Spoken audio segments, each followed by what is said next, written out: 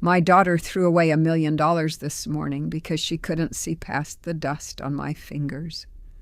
The air in my small tailor shop in Oak Haven, Vermont, usually carries the comforting, archaic scent of cedar blocks, pressurized steam, and the faint, honeyed aroma of the beeswax I use to coat my linen threads.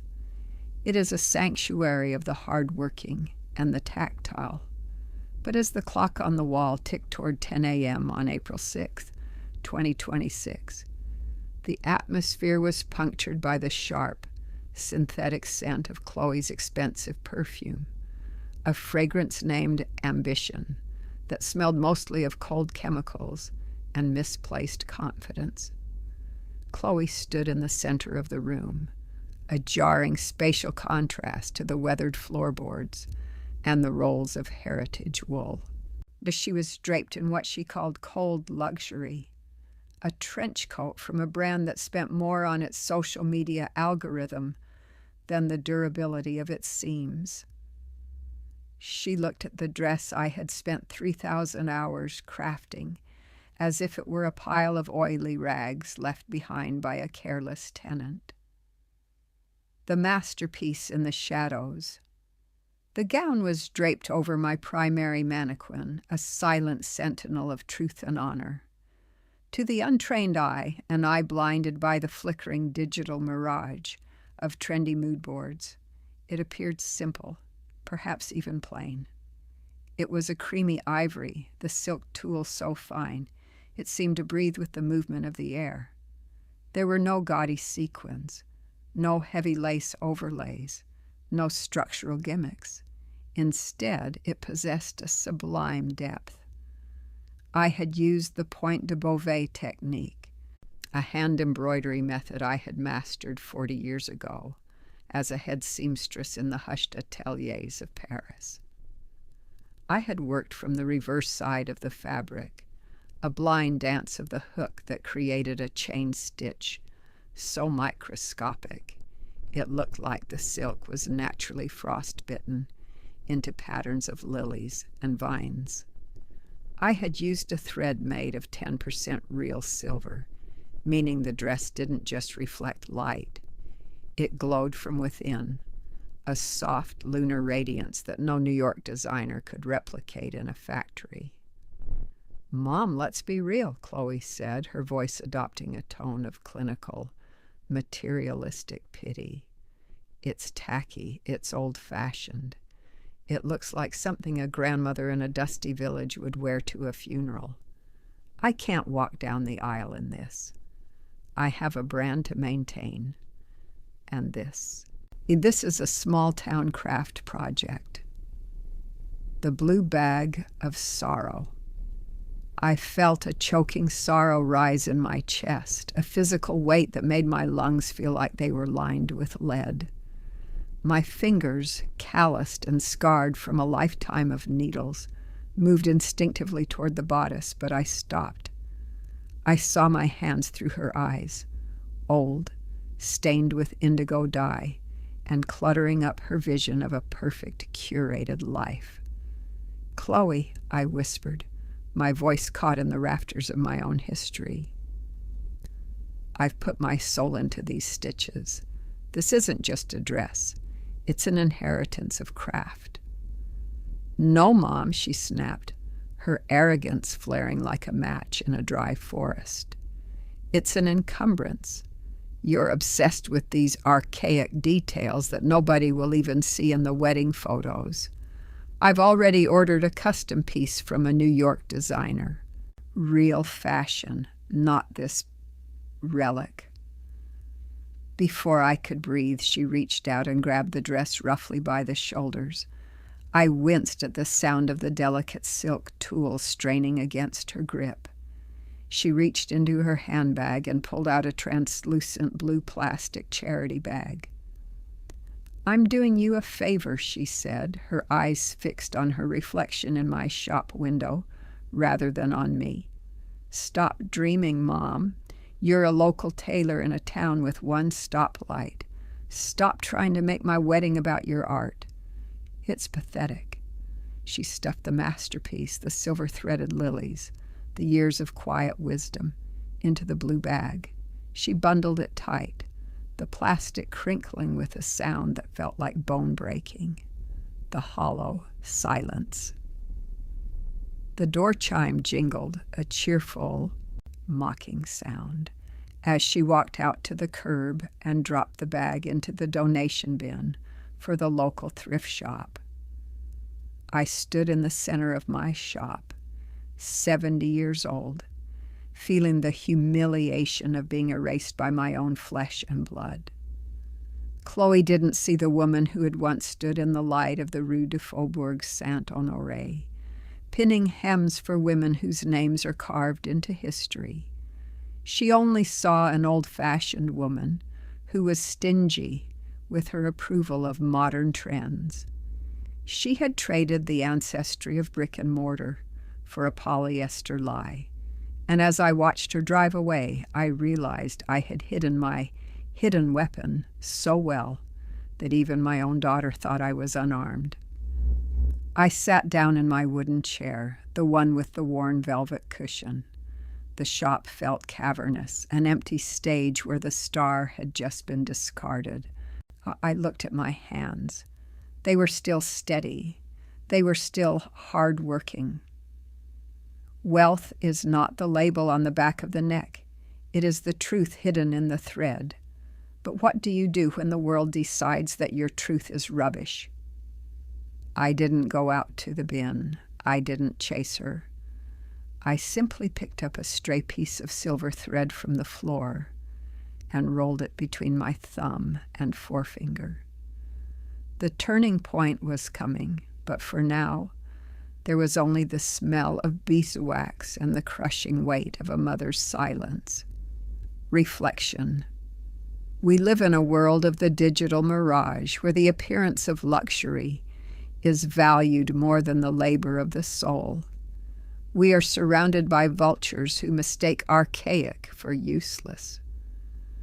I realized today that to find out who truly values the light, you sometimes have to let your greatest work sit in the dark. Follow up. Question.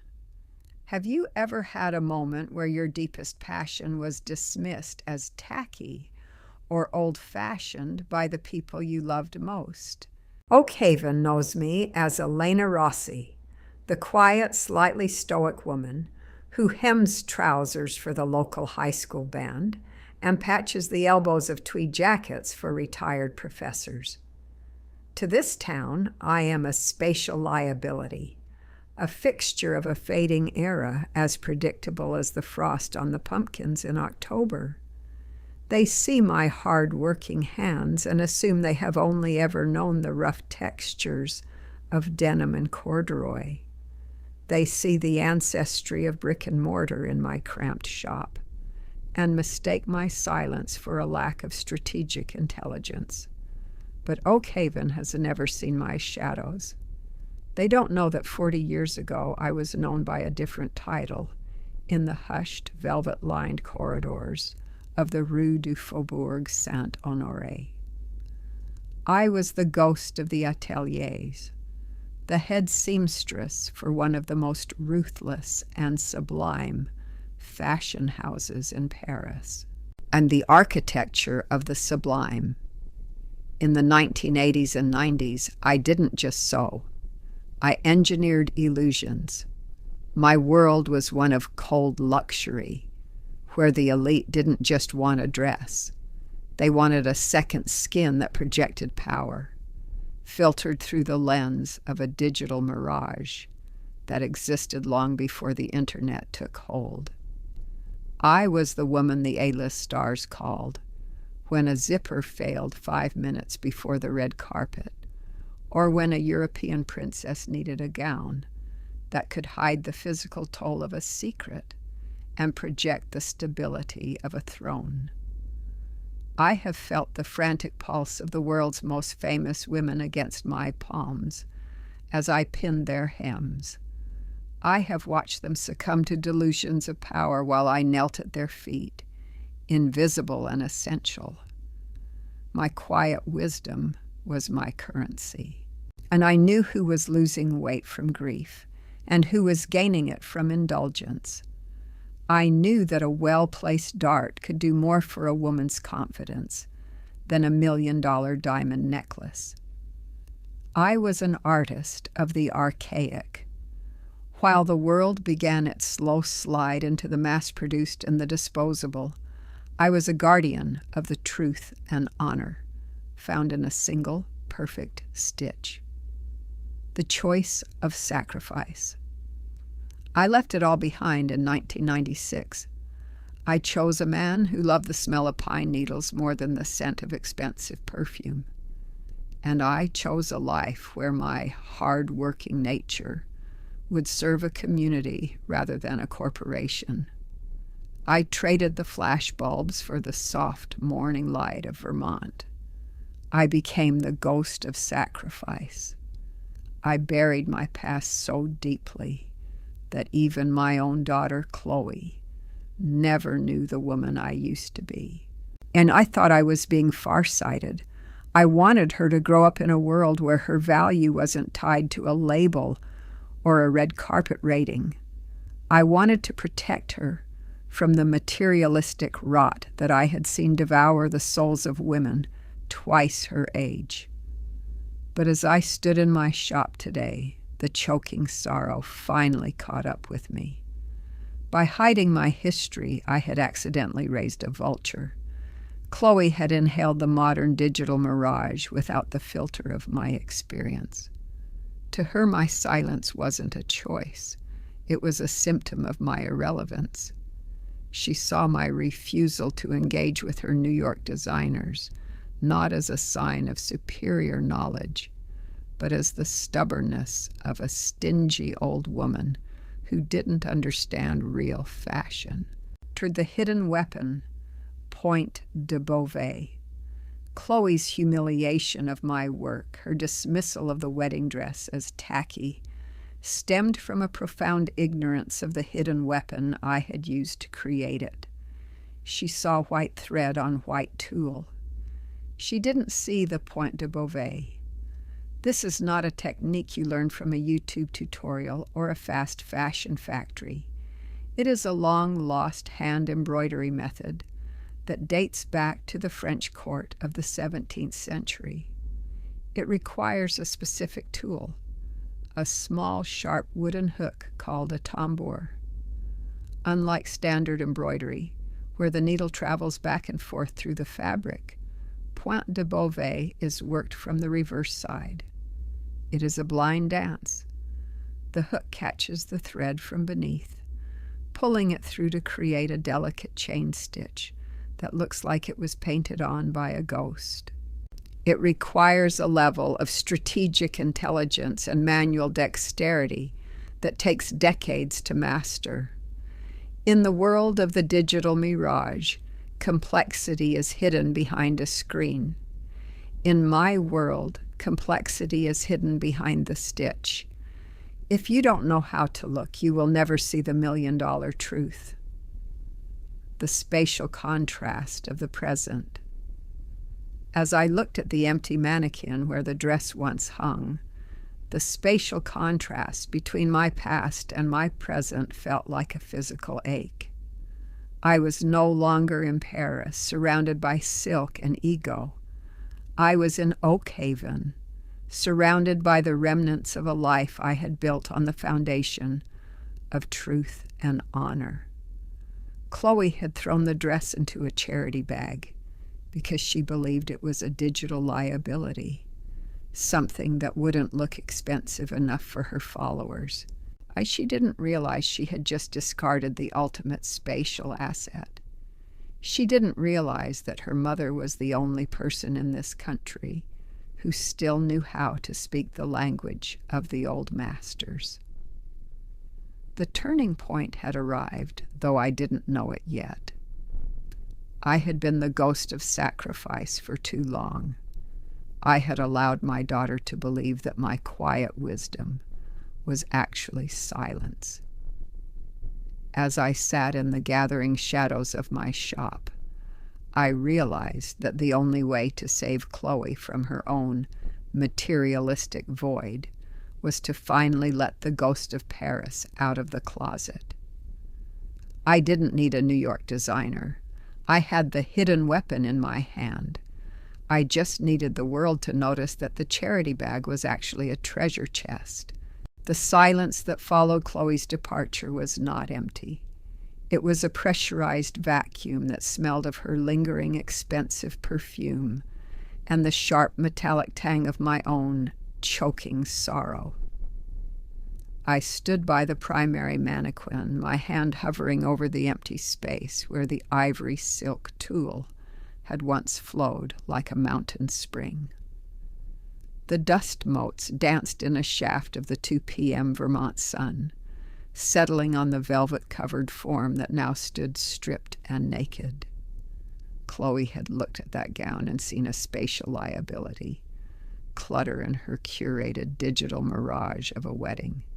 She saw tacky because her eyes had been trained by the cold luxury of sterile showrooms and the high-speed flicker of social media feeds. She didn't have the quiet wisdom to understand that beauty isn't something that screams. It is something that vibrates at a frequency only the soul can hear. The anatomy of the hidden weapon. What she had stuffed into that blue plastic bag was not a garment. It was a hidden weapon of archaic brilliance. To the uninitiated, the dress appeared as a simple, unadorned ivory gown. But for those with the strategic intelligence of a true couturier, it was a miracle of Pointe de Beauvais. This technique is the ghost of the embroidery world. It dates back to the 17th century French courts, a time when truth and honor were measured by the labor of a human hand rather than the output of a factory. Unlike standard needlework, Pointe de Beauvais is worked using a tambour, a small razor-sharp wooden hook. The true mastery, the part that would make a modern New York designer weep with inadequacy, is that the work is performed entirely from the reverse side of the fabric. It is a blind dance of the fingers. You do not see the pattern as you create it. You feel the tension. You listen to the whisper of the thread, and you trust in the hard-working muscle memory of 40 years. I had spent 3,000 hours hunched over that frame. Every microscopic chain stitch was a testament to my ghost of sacrifice role. I had used a thread I commissioned from a small mill in Lyon, a blend of 10% genuine silver and 90% hand-spun silk. When the silver thread is worked into the tulle, it creates a sublime optical illusion. In shadows, the dress looks like matte cream, but the moment it catches the light, the silver vibrates, making the embroidered lilies and vines glow as if they were lit from within by a lunar fire. And the materialistic blindness, Chloe had called it, old-fashioned, because it lacked the heavy, materialistic weight of machine-made lace or the gaudy sparkle of plastic crystals. She wanted the arrogance of a brand name she could hashtag. She didn't realize that the silver in those threads alone was worth more than the polyester couture she had ordered from the city. I walked over to my workbench and picked up my old wooden tambour hook. Its handle was darkened by the oils of my skin, smoothed by decades of use. This tool was my hidden weapon. In the hands of a novice, it is a splinter of wood. In mine, it is a conductor's baton. I felt a surge of dignity rise through the fog of my humiliation. I had kept my past as a head seamstress in Paris hidden to protect her from the hollow world of cold luxury. But in doing so, I had left her defenseless against the digital mirage. I had smoothed her path so thoroughly that she never learned to appreciate the friction of true craft, the weight of the stitch. As the afternoon shadows lengthened across the floor of my Oakhaven shop, I realized that the dress was a perfect metaphor for my life. Like Pointe de Beauvais, I had worked from the reverse side. I had built a life in the shadows, creating beauty that others wore, sacrificing my own name so that she could have a peaceful upbringing. I had been the ghost of sacrifice, and this was my reward, to have my masterpiece treated like a $5 donation. But the truth and honor of the work remain, even in a charity bag. You cannot destroy a masterpiece by calling it names. You cannot erase 40 years of quiet wisdom with a single act of arrogance.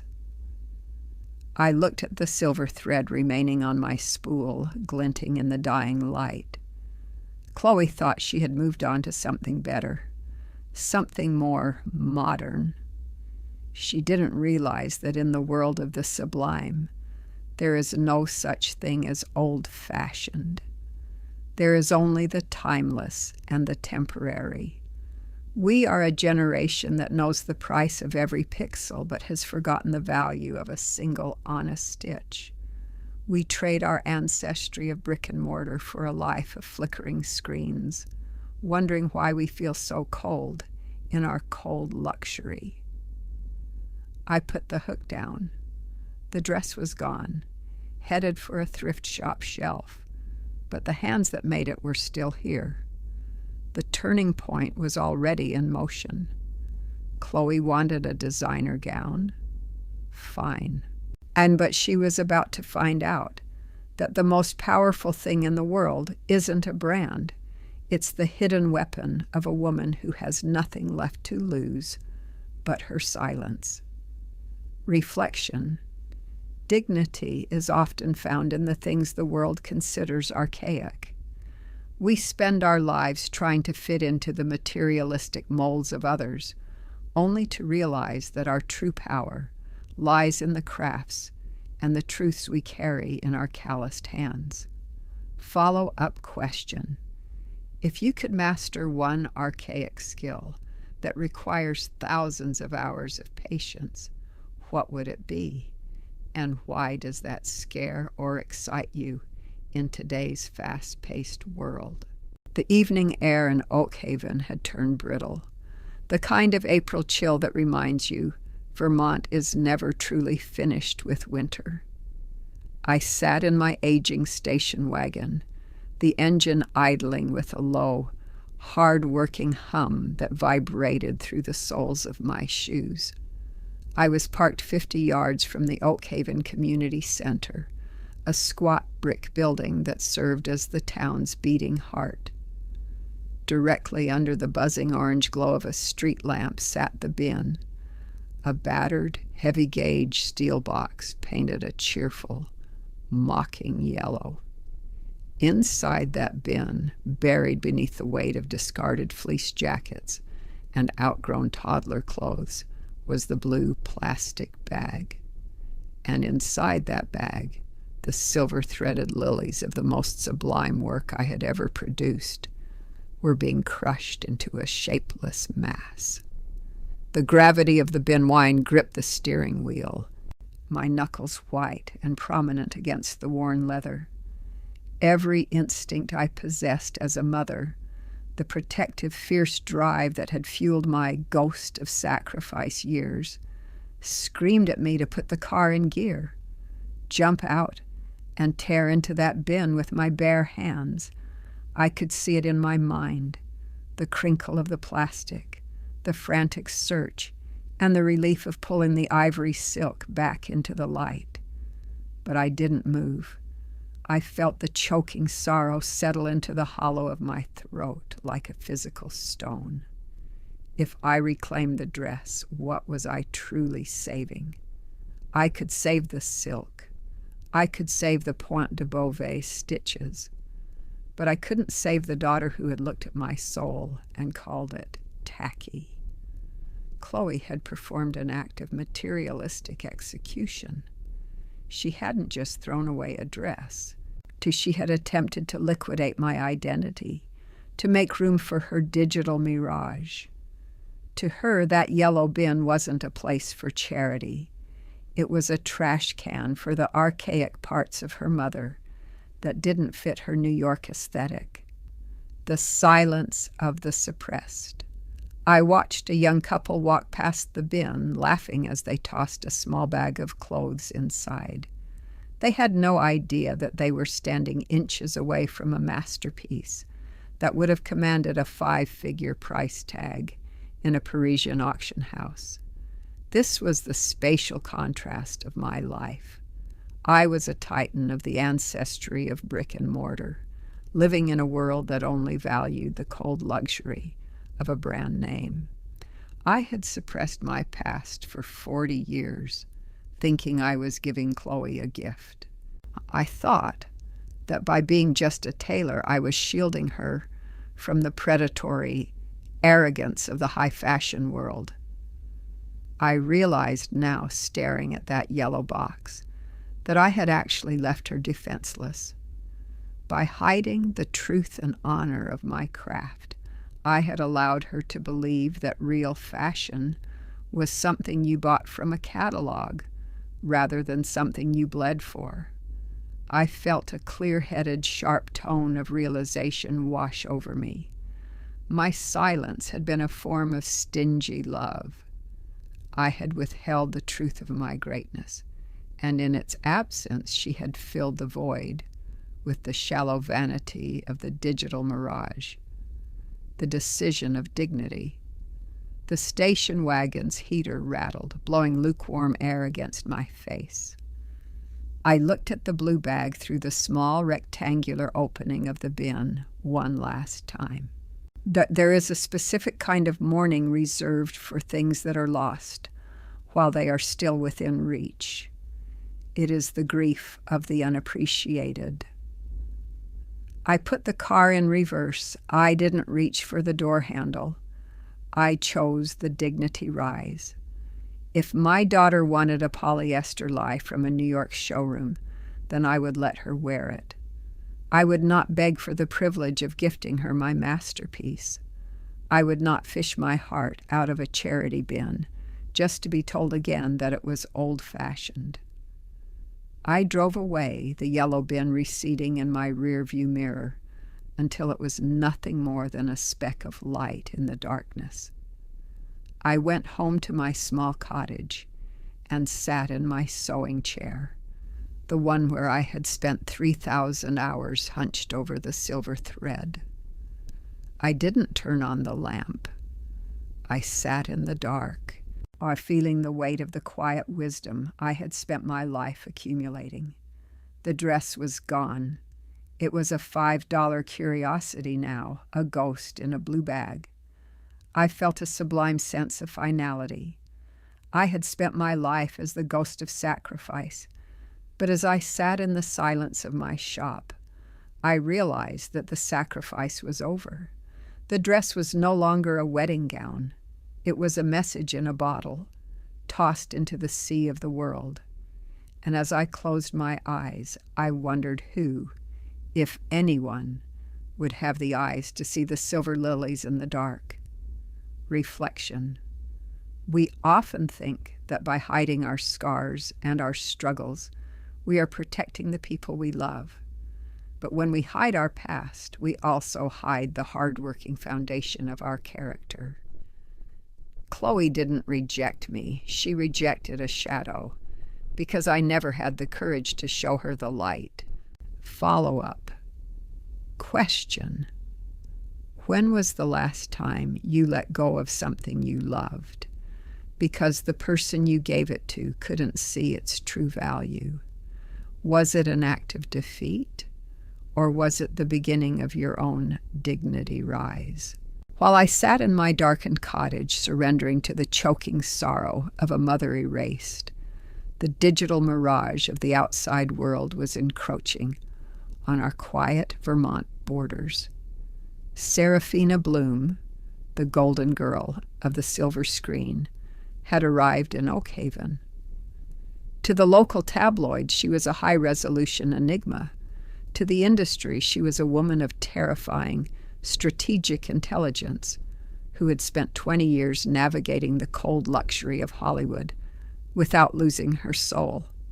She was in town filming The Recluse, a gritty indie drama that required her to shed her red carpet skin. She needed to look archaic, weathered and grounded in the ancestry of brick and mortar. And Serafina, being a method actress of the highest order, didn't want a costume department's version of poverty.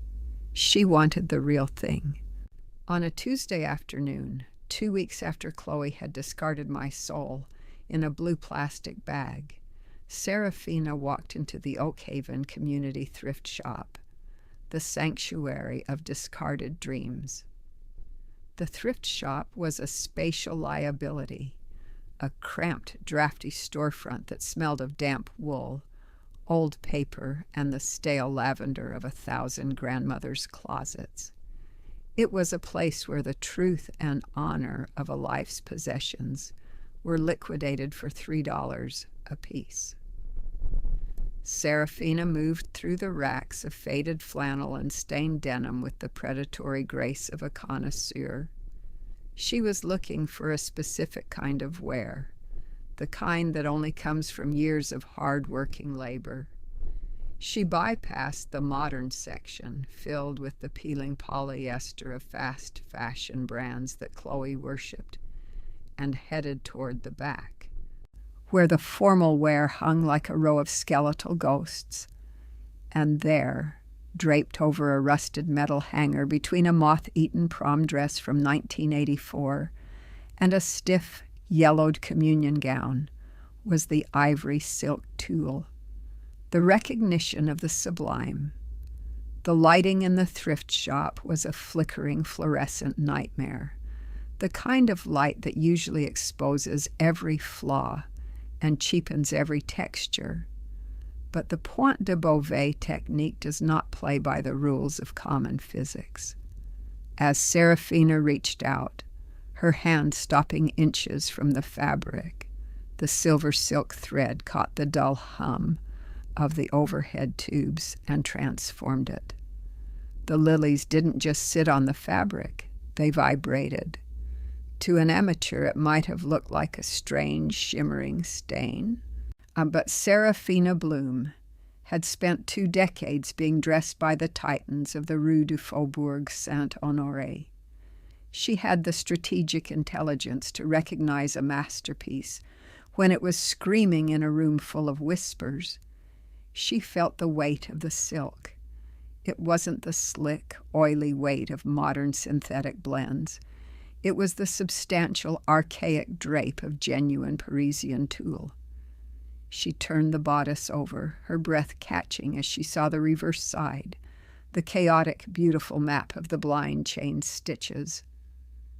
Value is a frequency. Most people are tuned to the loud, distorted broadcast of the digital mirage. But every now and then, you find someone who can hear the silent, high-definition hum of the sublime. Serafina knew she wasn't looking at a small-town craft project. She was looking at the work of a master who had vanished. As she saw the truth and honor of the 3,000 hours I had spent hunched over my frame, she saw the mother Chloe had chosen to ignore. The $45 transaction. She carried the dress to the counter, her heart performing a hard-working gallop against her ribs.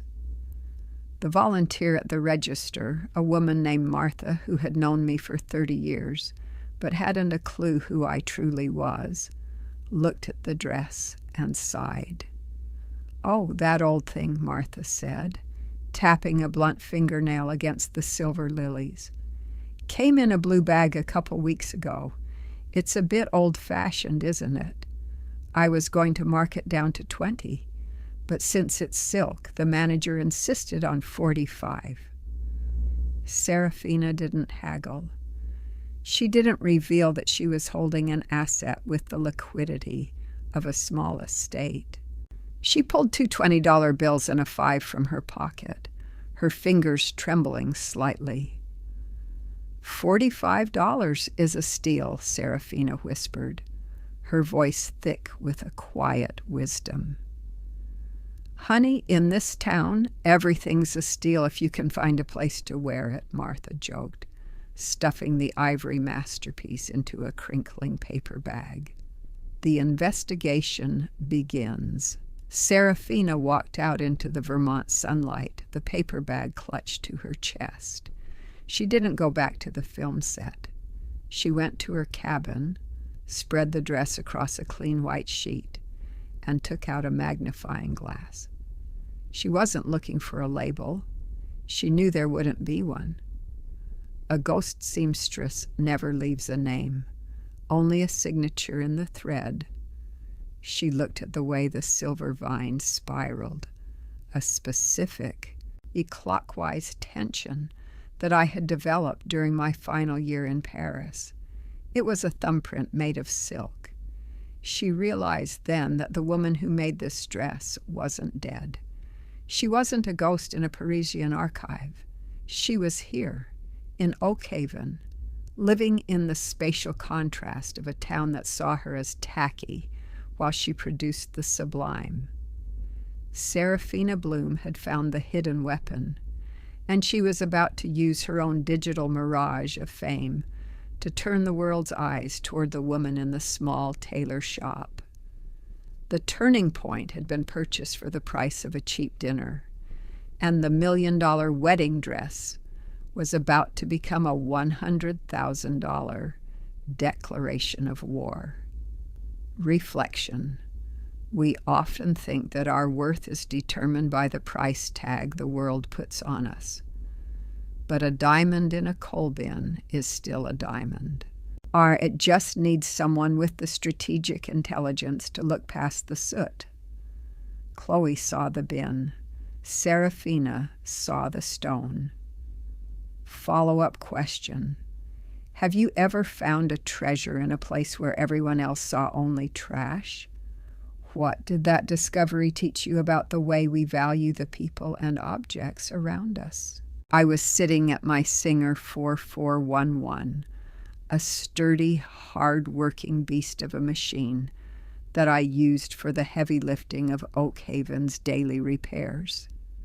My foot was steady on the pedal, the rhythmic thrum, thrum, thrum of the needle through a polyester school blazer providing a hypnotic backbeat to the rain that had begun to tap against the shop window.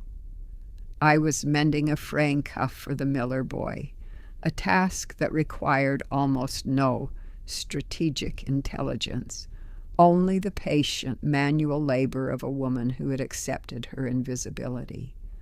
Then the spatial contrast of the street changed. The low, familiar rumble of the town's pickup trucks was suddenly swallowed by the hum of a precision-engineered engine. A long, black SUV, windows tinted to the color of midnight, pulled to the curb directly in front of my door. In Oakhaven, a vehicle like that usually meant a funeral or a lost tourist. Two men in charcoal suits stepped out first, their posture radiating the cold luxury of professional protection. Then the passenger door opened, the arrival of the mirage. The woman who stepped out was a living digital mirage. Even through the distortion of my old glass storefront, I recognized the silhouette. She wore a wide-brimmed felt hat and oversized sunglasses that obscured half her face. But the way she held her shoulders, the effortless, sublime grace of someone who is perpetually being watched, gave her away. The bell above the door jingled with a sharp silver clarity. "I'll be with you in just a moment," I said, my voice dry. I didn't look up from the cuff. I focused on the final 3 stitches, on my hands performing their archaic duty, even as my heart began a frantic, uneven gallop. "I'm just finishing a repair for the school." "I think the school can wait," a voice replied. It was a low, melodic alto, filled with the kind of quiet wisdom that usually takes a lifetime to acquire. Yet it belonged to Seraphina Bloom, the woman whose face was currently plastered across every digital screen in the country. I stopped the machine. I looked up. She was standing in the center of my small shop, her presence turning my piles of mending and spools of thread into a humble, historical backdrop. In her arms, she held the crinkling brown paper bag from the thrift shop, but the bag was open, and draped over her forearm like a captured piece of the moon was the ivory silk tulle of the wedding dress. The recognition of the master. Seraphina didn't look at the blazer I was holding. She didn't look at the faded wallpaper or the ancient measuring tapes. She walked directly to my workbench and laid the dress out on the scarred oak surface. "I've spent 20 years being dressed by the architects of the Rue du Faubourg Saint-Honoré," she said, her voice dropping into a register of profound reverence. She removed her sunglasses, her eyes scanning the silver-threaded lilies with a clinical, strategic intelligence. "I've worn gowns that cost as much as a New York penthouse, but I have never, in all my travels, seen a Point de Beauvais stitch this tight. This isn't just craftsmanship, Elena. This is a ghost story." She looked at me then, her gaze piercing through the local tailor mask I had worn for 40 years. "I've seen the archives in Paris," she continued. "I know that only 3 women in the last half-century reached this level of mastery. 2 of them are dead, and the third disappeared into the mountains of North America in 1996. I felt the dignity rise begin as a warmth in the pit of my stomach, a slow-burning fire that melted the choking sorrow Chloe had left behind. I stood up, my back straightening, the ghost of Paris finally asserting her truth and honor. "The hook must be held at a 90-degree angle to the frame," I said, my voice adopting the clear-headed, sharp tone of the head seamstress I once was. "If the tension is off by a single gram, the silver thread will snap the silk tulle. Most people today are too stingy with their patience to learn the difference." The confession of the discarded Seraphina smiled, a small, knowing expression. "I found this in a yellow bin at a thrift shop. It was being sold for $45 as old-fashioned rubbish. Whoever owned this had no idea they were holding the hidden weapon of the fashion world." I looked at the dress, the silver lilies I had labored over for 3,000 hours, while my daughter slept in the room above. There is no wound deeper than the one inflicted by an ungrateful heart that cannot see the labor behind the love. But sometimes you have to let the world find your work in the mud to prove it was always gold. "I made it for my daughter," I whispered, the words feeling like a physical weight, leaving my body. She told me it was tacky. She told me I was dreaming, and that I should stop cluttering her life with my archaic hobbies. She wanted a real designer Seraphina. She threw it in a charity bag so she wouldn't have to look at it anymore. Seraphina reached out and touched my calloused hand, the hard-working hand of a mother and a master. "Then your daughter is blind to the ancestry of brick and mortar that built her," Seraphina said firmly. "She wanted a brand. I want a soul. And I think the world is about to find out exactly what happens when the dreamer in the mountains finally wakes up." The turning point had arrived. The knock at the door wasn't just a celebrity looking for a dress. It was the universe returning my dignity with interest. Chloe had discarded $1 million inheritance, but in doing so, she had accidentally handed me the stage for my resurrection. Expert guide. Question. We often hide our greatest talents because the people closest to us make us feel small. If you were Elena, would you have felt more vindicated by the fame, or by the fact that a stranger saw what your own daughter could not? Serafina Bloom sat in my small, creaking wicker chair, the one I usually reserved for elderly neighbors waiting for their trousers to be hemmed. Her presence was a jarring spatial contrast to the peeling floral wallpaper and the dusty jars of mismatched buttons. She was the embodiment of cold luxury, yet as she leaned forward, her elbows resting on her knees, she looked at the silver-threaded lilies with a gaze that was purely, vibrantly human. "I'm nominated for Best Actress next month," she said, her voice dropping into that low, conspiratorial hum that had captivated millions on the big screen. "The world expects me to show up in a 6-figure gown from a heritage house in Milan or Paris. My stylist has 10 digital mirage options lined up, dresses made of weightless synthetics and laser-cut lace that look stunning on a 5G feed, but possess absolutely no soul." She reached out, her finger hovering just a hair's breadth above a silk vine. "But I don't want a brand, Elena. I want a narrative. I want to walk onto that stage wearing the truth and honor of the human hand. I want to wear the masterpiece that was found in a yellow bin because a vulture generation couldn't see its worth. The strategy of the sublime." I felt a surge of strategic intelligence sparking in my mind. For 40 years, I had been the ghost of sacrifice, hiding my light to keep the peace. But Serafina wasn't just offering me a job, and she was offering me a platform for a dignity rise that would echo all the way back to the Rue du Faubourg Saint-Honoré.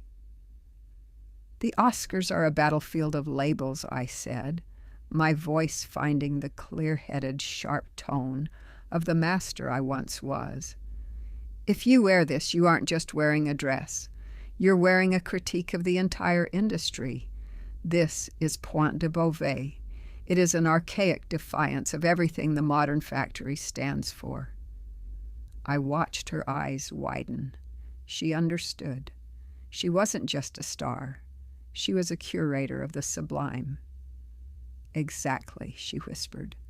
"I want to pay you $100,000 for the rights to wear this gown and for your exclusive services as my lead couturier for the season. I want you to fly to Los Angeles, ensure the fit is as precise as a heartbeat, and be by my side when the red carpet reporters ask the inevitable question, 'Who are you wearing?' The price of redemption. $100,000. To Chloe, that was a down payment on a lifestyle she hadn't earned. To me, it was the valuation of 3,000 hours of my life that she had tried to liquidate for $45. It was the hard-working reality of my labor finally meeting its market match. But the money was secondary to the choking sorrow that was finally, beautifully, evaporating. "My daughter told me I should stop dreaming," I said, looking at my calloused, needle-scarred hands. "She said I was a local tailor and that my art was a small-town project." She threw this into a blue bag so she wouldn't have to look at the old-fashioned reality of her mother. Serafina stood up, her silhouette cutting through the afternoon light. "Then let's give her something she has to look at. Let's show her that her New York designer is a shadow compared to the woman who taught her how to breathe." She reached into her bag and pulled out a contract, neat, professional, and heavy with the authority of her legal team. This isn't just for the dress, Elena. This is for the resurrection of your name. I want the world to know that the greatest seamstress in the history of the Louvre's fashion archives didn't disappear. She was just waiting for a stage big enough for her truth. Accepting the second act, I didn't hesitate. I picked up my old fountain pen, the one I had used to sign my first apprenticeship papers in Paris, and signed my name in a firm and decisive script. The turning point was no longer a distant hope. It was a physical sensation, a dignity rise that made my small shop feel like a cathedral.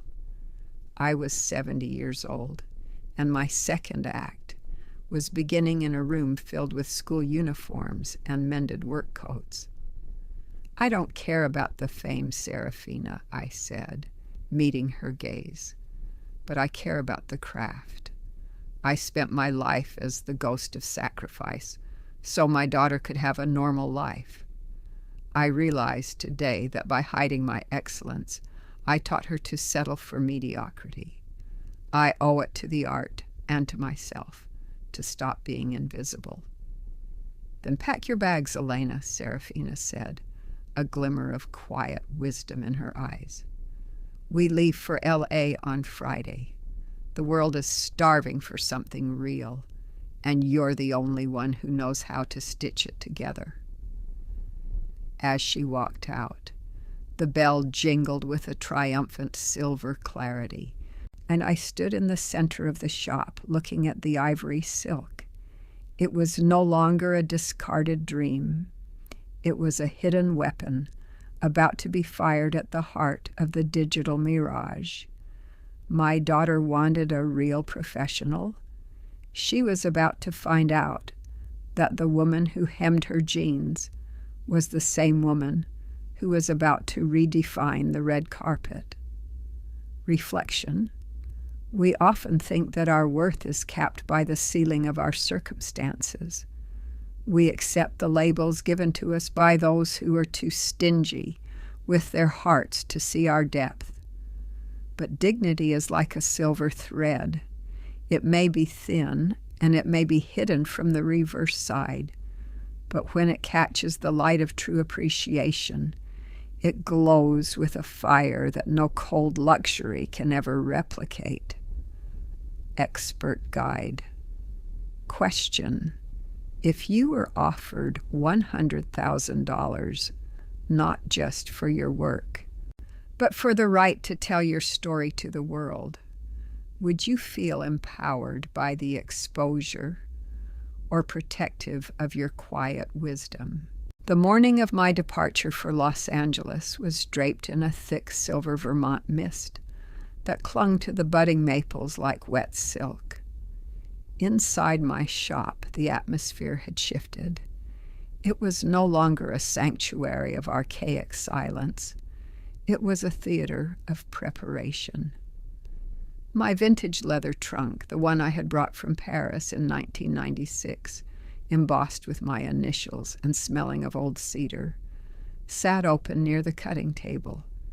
Next to it, the ivory masterpiece was nestled in acid-free tissue paper, a hidden weapon, packed and ready for its resurrection.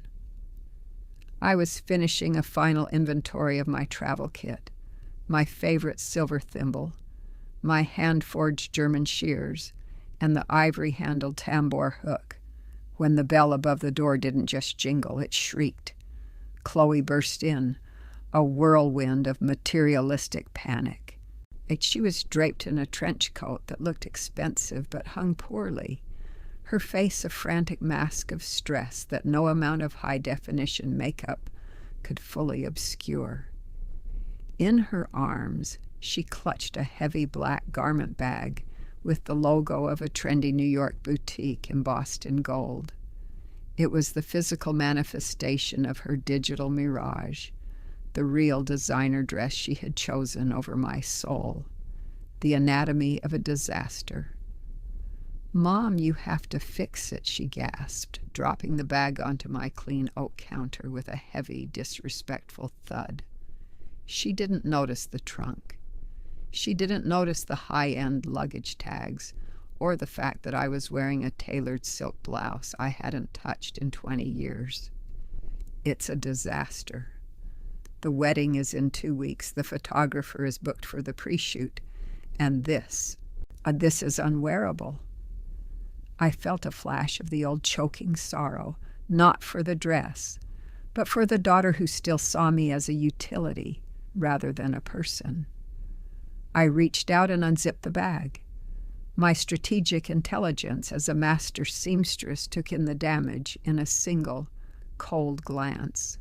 The dress was a triumph of cold luxury, designed to look stunning in a 2D photograph, but fundamentally flawed in its 3D construction. The fabric was a stiff, high-sheen polyester blend that mimicked silk but lacked its sublime drape. The seams were puckered, the boning in the bodice was misaligned, and the couture lace was clearly machine-cut and glued rather than hand-sewn. "The fit is off," I said, my voice adopting a clear-headed, sharp tone. "The grain line of the skirt is crooked, Chloe. That's why it's twisting around your hips. And this lace, it's a digital mirage. It looks like a brand name, but it has no truth and honor in its construction." "I don't need a lecture on truth, Mom. I need you to hem it," she snapped, her arrogance flaring as she realized I wasn't immediately reaching for my pins. "I paid $5,000 for this. It's a real brand. Just do your hard-working little thing and make it work. I'm out of time." The firm and decisive refusal. I looked at her, my daughter, who was drowning in high-interest vanity and a desperate need for the world's approval. I felt the dignity rise within me, a slow, unstoppable tide. For 40 years, I had been the ghost of sacrifice, dropping everything to mend her world. But today, the ghost was gone. "I can't, Chloe," I said, stepping back from the counter. I didn't say it with anger. I said it with the quiet wisdom of a woman who finally knew her own value. "I am leaving for Los Angeles in 2 hours." She paused, her hand frozen on the zipper. She let out a sharp, mocking laugh, the sound of someone who still held on to delusions of power. "L.A.? For what? Are you finally taking that senior citizens quilting cruise?" She rolled her eyes, her disrespect radiating like heat. "Mom, stop being stingy with your time. My wedding is the most important event in this family. You're a local tailor. You can go on vacation after I'm married." "I'm not going on vacation, Chloe," I replied. I walked over to the mannequin, where a photo of the silver lilies was pinned. "My dress, the one you threw into a blue plastic bag because it was tacky, is going to the Oscars. Serafina Bloom is wearing it, and I am going as her lead couturière." The shattering of the mirage. The silence that followed was absolute. The only sound was the ticking of the old clock and the distant hum of the Vermont rain. Chloe's face went through a terrifying transformation, from arrogance to confusion, and finally to a pale, jagged disbelief. "Serafina Bloom?" she whispered, her voice cracking. "The dress from the charity bin? Mom, that's impossible. That's a small-town project." "You're dreaming. You finally lost it." "I finally found it," I said. I closed my trunk and latched it. The sound of the brass clicks was like a final sentence. "You wanted a real professional, Chloe. You wanted someone with a brand and a New York label. Well, you have your dress, and I have my work. I spent 3,000 hours trying to give you a masterpiece of Pointe de Beauvais, but you preferred a polyester lie. Now I have to go ensure that the woman who actually values my soul is ready for the red carpet. Chloe stared at the black garment bag on the counter, the $5,000 disaster that she had chosen over her mother's heart. She looked at me, and for the first time in her life, she didn't see an encumbrance. She saw a master, but the master was already walking toward the door. "Whatever!" she yelled as I stepped out into the mist, her voice high and desperate, clinging to the last shards of her pride. "Go to your little movie party when you realize you're just a hard-working nobody from Oak Haven. Don't come crying to me to fix your life. I'm going to find a real professional in Burlington." I didn't look back. I got into the waiting car, the choking sorrow of her words no longer reaching my heart. I was no longer the woman who lived in her daughter's shadow. I was Elena Rossi, and I was heading toward a world that knew exactly how much a single silver thread was worth. Strategic question. Chloe's arrogance blinded her to the masterpiece in front of her until a celebrity validated it.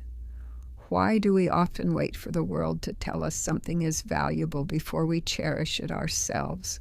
The air in Los Angeles on Oscar night didn't smell like Vermont. It didn't have the honest, archaic scent of damp earth or the sharp, cleansing tang of pine.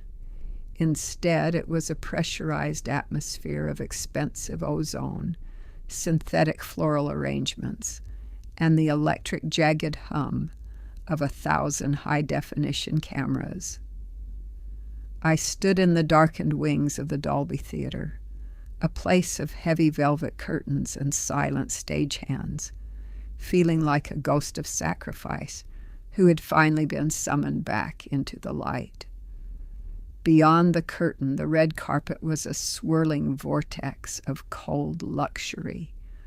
I watched through a monitor as the world's elite paraded by, draped in gowns that were triumphs of the digital mirage.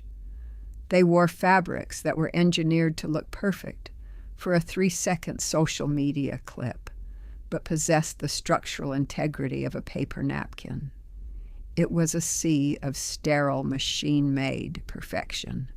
Beautiful, yes, but utterly devoid of truth and honor. Then the motorcade for the Best Actress nominees arrived. The arrival of the sublime. When Serafina Bloom stepped out of the black limousine, the rhythmic, mechanical clicking of the paparazzi shutters didn't just speed up. It seemed to skip a beat. She wasn't wearing a gown that screamed for attention with neon colors or gaudy, oversized silhouettes. She was wearing a masterpiece of ivory silk tulle that appeared at first glance to be a quiet whisper in a room full of shouting. But as she moved into the direct path of the high-intensity spotlights, the hidden weapon I had spent 3,000 hours forging began to fire. The Pointe de Beauvais embroidery, worked with that 10% silver silk thread, reacted to the light with a sublime lunar intensity. The lilies and vines didn't just sit on the fabric, they vibrated. Because the chain stitches worked from the reverse, the thread has a specific tension that creates a 3-dimensional play of shadows. Under the Oscar lights, the silver thread glowed with a soft, internal fire, making Serafina look as though she were walking in the center of a private moonbeam. It was a spatial contrast so profound that the fashion commentators, usually armed with a strategic intelligence of biting wit and rapid-fire critique, went momentarily silent. Per the question that changed everything, Serafina reached the center of the press line where the E! News reporter stood, draped in a gown of cold luxury that looked suddenly flat and lifeless next to the silver lilies. "Serafina!" the reporter shouted, her voice trembling with a genuine, unscripted excitement. We've seen the mood boards. We've seen the digital mirage of the season's trends. But this, we have no words. It looks like it was woven by ghosts. Who are you wearing? Serafina paused. She didn't look at the cameras. She looked down at the silver thread on her sleeve with a look of quiet wisdom. Then she turned to the lens, her smile radiating a sublime confidence. I am wearing the truth and honor of a woman the world tried to forget, Serafina said, her voice carrying through the Neuralink broadcast to millions of screens. This is not a brand. This is a resurrection. I am wearing a custom masterpiece by Elena Rossi, a master of the archaic, who was found in the mountains of Vermont. She reminds us that true luxury isn't something you buy.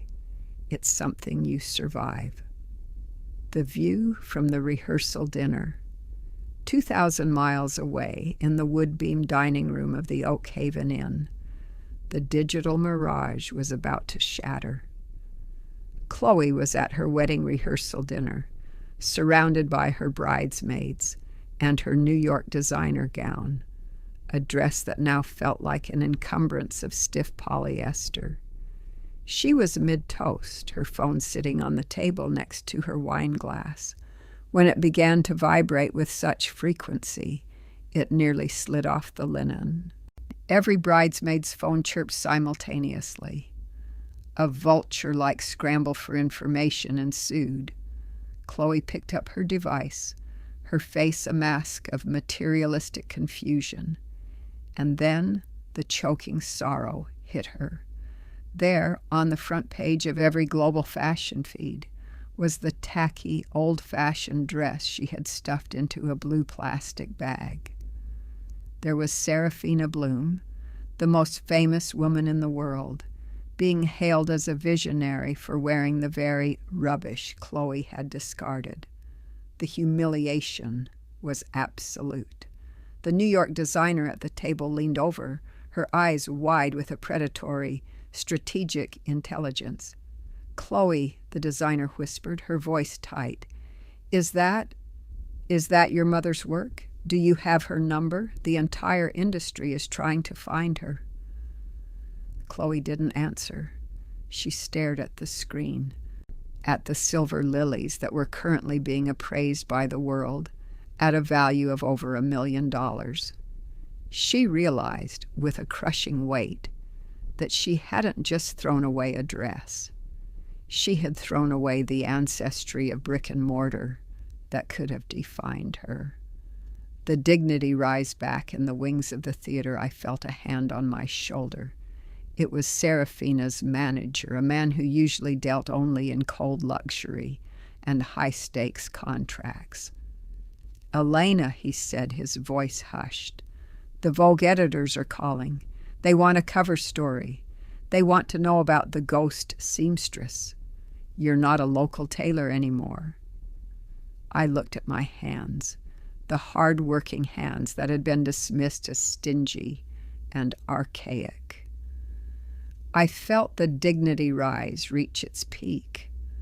I wasn't just a mother who had been vindicated, and I was a master who had been restored.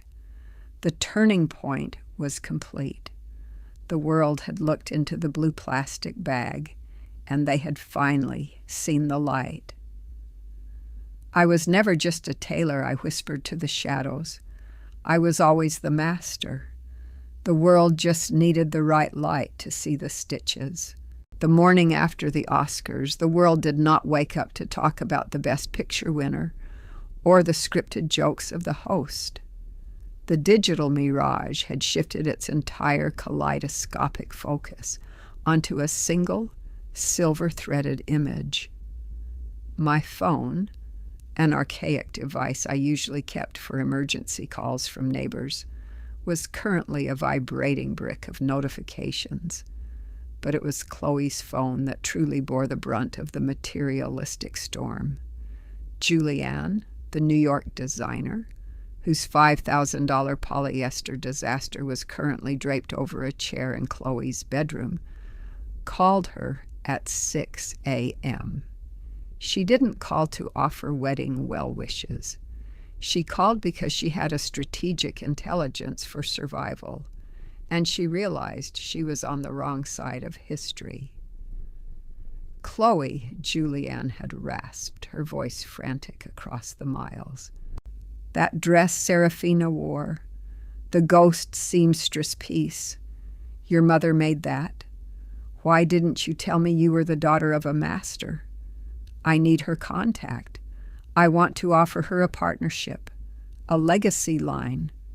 Tell her I'll double whatever she's being paid. We can brand the blue bag aesthetic. Chloe didn't answer. She couldn't.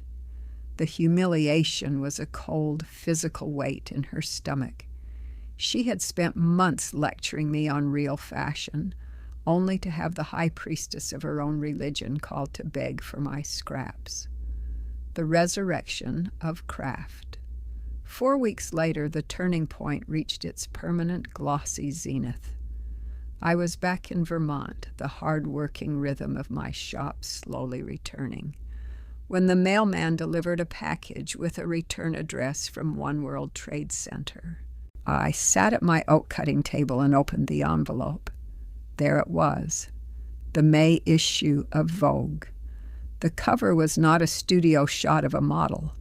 It was a high-resolution, sublime photograph of Serafina Bloom on the Oscar stage, caught in a moment of mid-stride grace.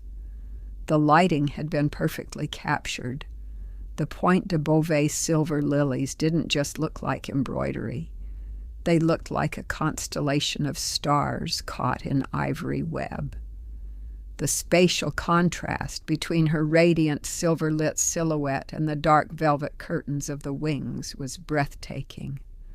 The headline, in bold, minimalist serif, read, "The Ghost Seamstress Elena Rossi and the Resurrection of Craft." Inside, the 6-page spread was a masterpiece of truth and honor.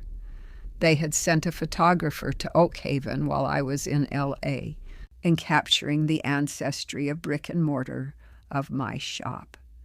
They photographed my scarred wooden table, my jars of beeswax, and the 1996 trunk from Paris. The journalist, a woman with a lethal eye for the digital mirage, had written a scathing commentary on the vulture culture of modern fashion. We are a generation that discards masterpieces because they do not come with a hashtag, she wrote. Elena Rossi's daughter threw $1 million inheritance into a charity bin because she was blinded by the cold luxury of the temporary. She mistook a mother's quiet wisdom for obsolescence. The article didn't name Chloe, but it didn't have to. In a town of one stoplight, the daughter was a specific, recognizable figure. The encounter in the dust. The bell above the door jingled a week after the magazine hit the stands. It wasn't the sharp, arrogant chime of Chloe's usual entrance. It was a hesitant, heavy sound. Chloe walked in, clutching the issue of Vogue so tightly her knuckles were white. The materialistic shield she usually wore, the trench coat, the designer bag, looked like a costume that no longer fit. She looked at me, then at the magazine, then at the empty mannequin where the silver lilies had once lived. "Mom," she whispered, her voice cracking with a choking sorrow. She was finally beginning to understand. "I saw the magazine. I saw the news. The New York boutique. They're using me as a punchline. Everyone is talking about the blue bag. Why didn't you tell me?" I didn't stop my work. I was currently hand-stitching a silk lining for a local bride who had come to me, teary-eyed, after seeing the Vogue spread. I looked at Chloe with a firm and decisive calm. "I did tell you, Chloe," I said. every day for 20 years. I told you it the way I cared for your clothes. I told you with the 3,000 hours I spent in this chair while you were out chasing the digital mirage. You didn't need me to tell you I was a master. You just needed to look at the work. I thought it was just sewing, she said, a tear finally breaking through her ruined mascara. I thought you were just being stingy with your approval of the things I liked. I didn't know you were this. That is the tragedy of your generation, Chloe, I replied, standing up to face her. You think that unless a thing is shouted from a screen, it doesn't exist. You think that quiet wisdom is a lack of ambition. You saw an archaic woman in a dusty shop and assumed she had nothing to offer your sublime future. You didn't realize that the future is built on the foundation of the past. The weight of the truth. She looked at the magazine again, at my name printed in the same font as the world's greatest designers. She realized that the tacky dress she had discarded was now the gold standard of the industry. Her own wedding, which she had treated as a materialistic theater of status, was now overshadowed by the very thing she had tried to erase. Can you still fix my dress?" she asked, a final desperate attempt to reclaim some of the truth and honor she had lost. I looked at her, and for the first time in years I didn't feel the choking sorrow. I felt a profound, sublime peace. "No, Chloe," I said gently. "I have already moved on to my next masterpiece. You chose your designer. You chose your cold luxury. Now you have to wear it." She stood there, a ghost of sacrifice of her own making, realizing that some threads, once cut, can never be stitched back together. I went back to my work, the silver needle flashing in the Vermont sun, a master finally recognized in her own house. Reflection. The dignity rise is not about the moment the world applauds. It is about the moment the people who doubted you are forced to see you in the light. Wealth is not what you carry in a designer bag. It is the ancestry of brick and mortar you carry in your soul. Expert guide. Question.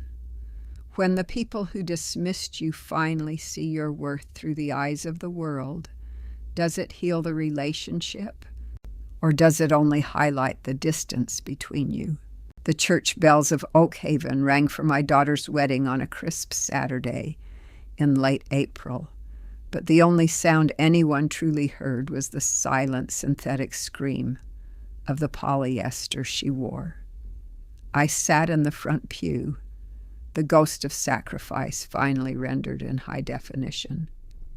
I wore a simple charcoal silk suit of my own making, no silver thread, no point de Beauvais flourishes, just the sublime geometry of a perfect fit. As Chloe walked down the aisle, the spatial contrast was devastating. She was draped in the New York designer gown, a garment that had looked passable in the filtered glow of a digital lookbook, but stood revealed as a digital liability under the honest midday sun of Vermont. The fabric didn't drape, it fought her. The machine-cut lace, which she had championed as the height of modern luxury, looked like cheap paper cutouts pasted onto a stiff, unforgiving bodice. The guests, our neighbors, the very people Chloe had tried to impress with her materialistic rebranding, weren't looking at the bride's train. They were stealing glances at me. They were whispering about the Vogue cover. They were looking at the woman who had hemmed their trousers for decades, realizing they had been entertaining a queen in a tailor's apron. The hollow victory. Chloe reached the altar, her shoulders hunched under the weight of a $5,000 lie. During the vows, I saw her eyes wander to me. There was no arrogance left in her gaze, only a jagged, choking sorrow. She saw the truth and honor she had discarded, now recognized by the entire world, while she stood trapped in a dress that felt like a penance. I didn't offer her a stingy smile of triumph. I didn't gloat as the priest spoke of cherishing the beautiful. I simply watched her with a quiet wisdom. I felt the dignity rise, not from her defeat, but from my own liberation. I had spent 40 years trying to give her a life of cold luxury by hiding my labor, only to realize that the greatest gift I could have given her was the struggle of the craft itself. After the ceremony in the reception hall of the Oakhaven Inn, the New York designer boutique called her again. They didn't want to talk about her wedding photos. They wanted to know if I had made a decision about the partnership. Chloe handed the phone to me, her hand trembling. "Tell them no," she whispered, her voice a hollow echo of the girl who had once called my work rubbish. "Tell them you're doing something better. The ancestry of brick and mortar. I did have something better. I had the $100,000 from Serafina Bloom, and I had the first wave of royalties from the licensing of the Lilies of Oakhaven motif, a sum that had turned my hard-working bank account into a spatial asset. But I didn't buy a New York penthouse. I didn't return to the digital mirage of the Parisian Ateliers. Instead, I drove to the edge of town, to the old Oakhaven silk mill. It was a massive, weathered structure of red brick and soaring windows, an ancestry of brick and mortar that had sat empty since the 1950s. To the town council, it was a spatial liability. To me, it was a cathedral waiting for a congregation. I bought it. I signed the deeds with the same firm and decisive hand that had mastered the tambour hook. I didn't open a boutique for the elite. I opened the Rossi Institute of Craft and Fashion, the Rossi Institute. The goal was simple, to wage a war against the disposable. I filled the soaring, sun-drenched floors with heavy oak embroidery frames, industrial-grade steam irons, and bolts of genuine hand-woven silk. I didn't want digital designers. I wanted hard-working souls who were willing to bleed for a single perfect stitch. The curriculum. I taught the Point de Beauvais technique, not as a hobby, but as a hidden weapon against the soul-crushing speed of fast fashion. The mission? To prove that quiet wisdom and manual labor are the true foundations of luxury. The inheritance. I offered scholarships to the local girls who, like Chloe once was, were blinded by the flickering lights of their screens. Chloe came to the mill a month after her wedding. She stood in the doorway, watching me teach a 15-year-old girl how to hold the tambour hook at a perfect 90-degree angle. The girl was struggling, her face a mask of concentration. But when she finally pulled the silver thread through the tool, her eyes lit up with a sublime joy that no purchase could ever provide. "I want to learn, Mom," Chloe said, stepping into the dust-mote-filled light. She held out her hands, the hands of a woman who had finally realized that her mother's calluses were actually jewels. "I don't want to just wear the brand. I want to know the thread." I looked at her, and for the first time in 20 years, I saw my daughter, not the vulture I had accidentally raised, but a woman ready to reclaim her inheritance of honor. "Sit down, Chloe," I said, handing her my own ivory-handled hook. "It's going to take 3,000 hours, and we're starting from the reverse side. The turning point had come full circle. I was no longer the ghost of sacrifice or the ghost seamstress. I was Elena Rossi, the woman who had turned a blue plastic bag into a sanctuary of truth and honor. My life story wasn't about a dress. It was about the resilience of the hands that make them. And as the morning sun hit the brick walls of the mill, I realized that the greatest dignity rise isn't standing alone on a stage. It's building a house where others can rise with you. Reflection. We often think that inheritance is something passed down in a will, a pile of money or a piece of jewelry. But the true inheritance is the ancestry of brick and mortar, found in our skills. We are a generation drowning in the digital mirage of the easy way out, forgetting that the only things that truly last are the ones we had to suffer to create. Honor is not given, it is stitched, row by agonizing row, until the rubbish becomes a masterpiece. The morning sun of April 2026 hits the red brick of the old Oak Haven silk mill with a warmth that feels like an endorsement from the universe. Inside the soaring 4-story studio of the Rossi Institute of Craft and Fashion, the air no longer smells of the damp, neglected dust of a spatial liability. It smells of high-grade mulberry silk, steamed linen, and the clean, sharp scent of cedar. It is the aroma of a sublime resurrection.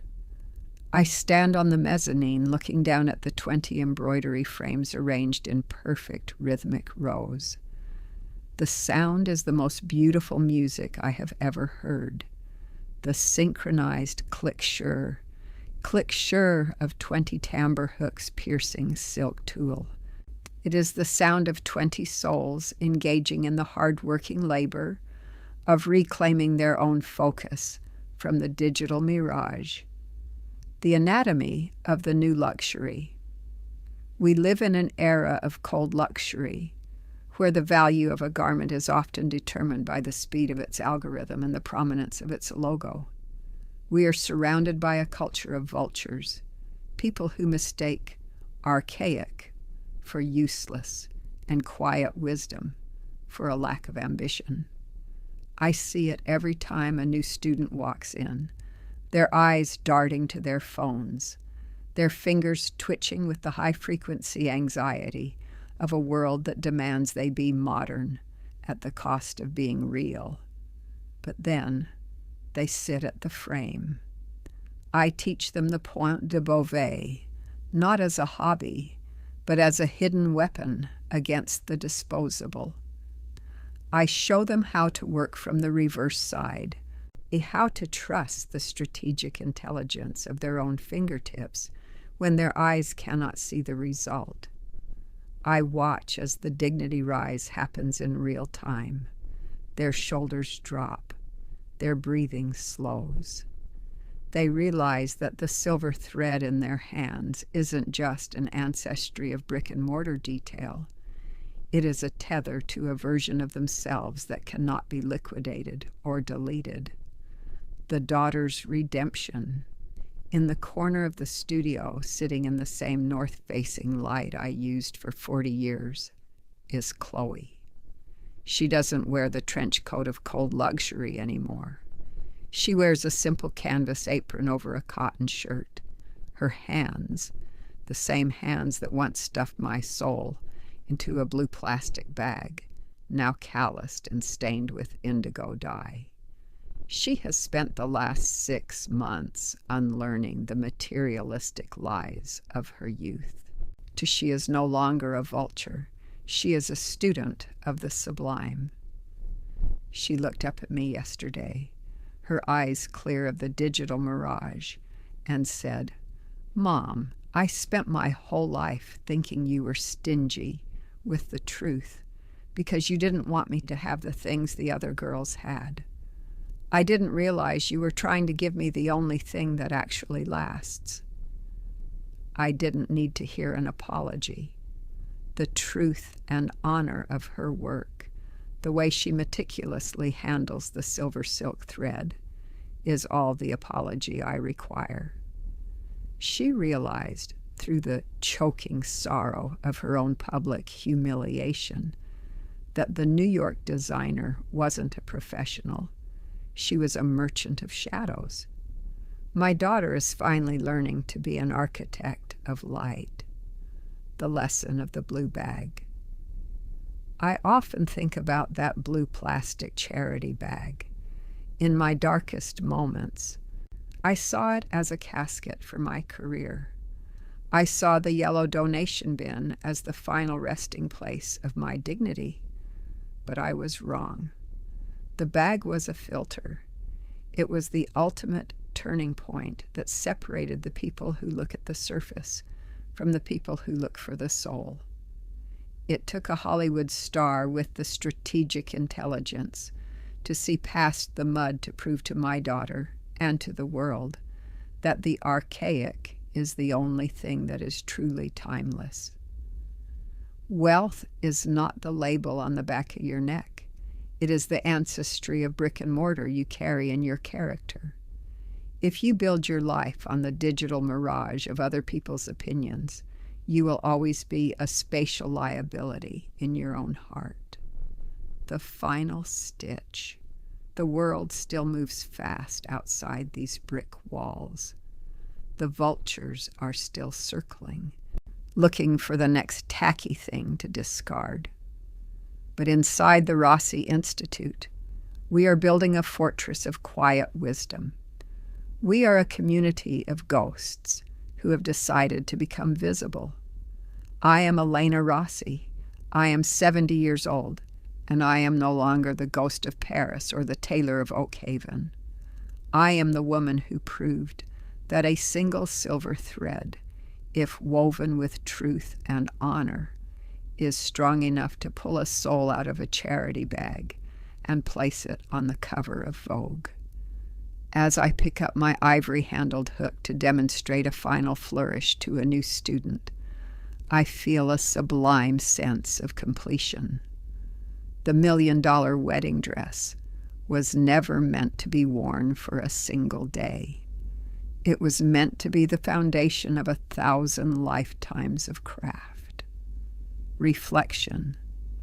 The weight of a thread is small, but if you weave it with honor, it can hold up the world. Do not let the vultures of the digital mirage convince you that your labor is rubbish. Keep stitching. Keep dreaming. And remember, the most beautiful things in this world are always worked from the reverse side, invisible to those who are in too much of a hurry to feel the truth. I am not just a seamstress. I am a witness. And the light is finally, beautifully catching the silver.